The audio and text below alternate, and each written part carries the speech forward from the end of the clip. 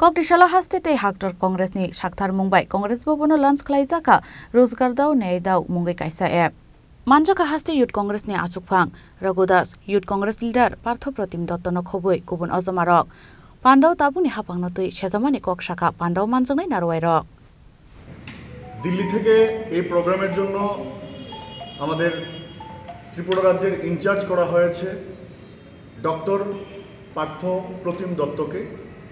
আজকে মূলত ডক্টর পার্থ প্রতিম দত্তের নেতৃত্বে আজকে এই আমাদের রোজগার দো ন্যায় দো ক্যাম্পেইন লঞ্চ হয়েছে। আমার এই ব্যাপারে ডক্টর পার্থ প্রতিম দত্ত আপনাদেরকে বিশদভাবে বিবরণ দেবেন। প্রথমে আমি বলতে চাই যে রোজগার দো ন্যায় দো এই ক্যাম্পেইনটা কেন লঞ্চ করা হয়েছে সারা ভারতবর্ষে। আপনারা জানেন সারা ভারতবর্ষে ইন্ডিয়ান ইয়ুথ কংগ্রেস রোজগার দো ন্যায় দো এই ক্যাম্পেইনটা লঞ্চ করেছেন, কারণ 2014 সালে নরেন্দ্র মোদীজির সরকার এই দেশে ক্ষমতায় আসার আগে ওনারা বলেছিল দেশ কা युवा क्यों रहे बेरोजगार आपकी बार मोदी সরকার। ওনারা বলেছিলেন বছরে 2 কোটি চাকরি দেওয়া হবে, কিন্তু আজ 2014 থেকে শুরু করে 19 গেল, আজ 24 এসে গেছে। এই 10 বছরে চাকরি হয়েছে মাত্র 8 লাখ।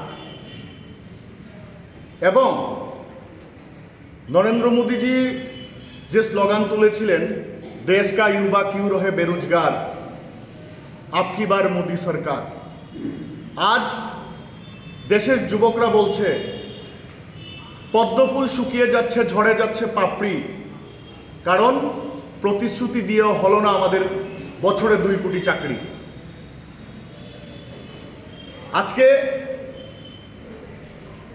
যখন দেশের যুবকরা নরেন্দ্র মোদীর ভাওতাবাজি ধরে ফেলেছে, তখন নরেন্দ্র মোদীজি 2024 সালের ধর্মকে নিয়ে রাজনীতি শুরু করেছেন। আপনারা দেখেছেন যে রাম মন্দিরের কাজ এখনো সম্পূর্ণ হয়নি, তারপরও এই 24 নির্বাচনকে সামনে রেখে নরেন্দ্র মোদীজি পাগল হয়ে গেছিলেন যে এই রাম মন্দির উদ্বোধন করার জন্য। আপনারা দেখেছেন আমাদের নেতা রাহুল গান্ধীজি বারবার বলেছেন যে আমরা কোনো ধর্মের বিরুদ্ধে নই, আমরা সেকুলার পার্টি, আমরা ইন্ডিয়ান কনস্টিটিউশনের সেকুলার যে কথাটা আছে সেই কথাটাকে আমরা মান্যতা দিয়েই আমরা রাজনীতি করি। আমরা ধর্মের ভিত্তিতে মানুষকে ভাগ করতে চাই না, আমরা মানুষকে জাতের ভিত্তিতে ভাগ করতে চাই। এখন আমাদের প্রশ্ন হলো, এই ভারতবর্ষ যুবা দেশ, এই ভারতবর্ষে 65% যুবক এই ভারতবর্ষে বসবাস করেন, যুবক যুবতী। তাহলে কেন এত পার্সেন্টেজ বেরোজগার এই ভারতবর্ষে?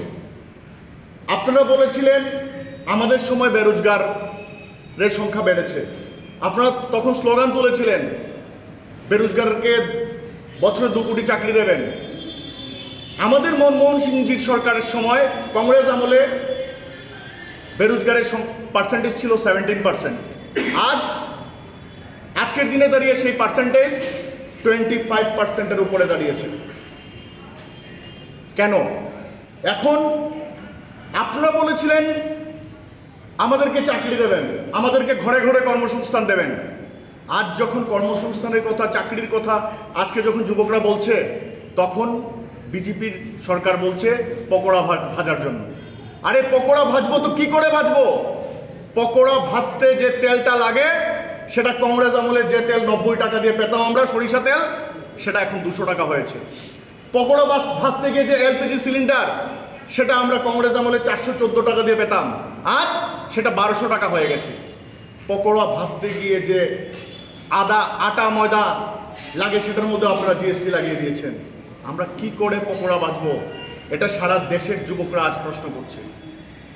রাজা খরাগুল নিশিম প্রণাম নিকক থুম চিনি খরাং।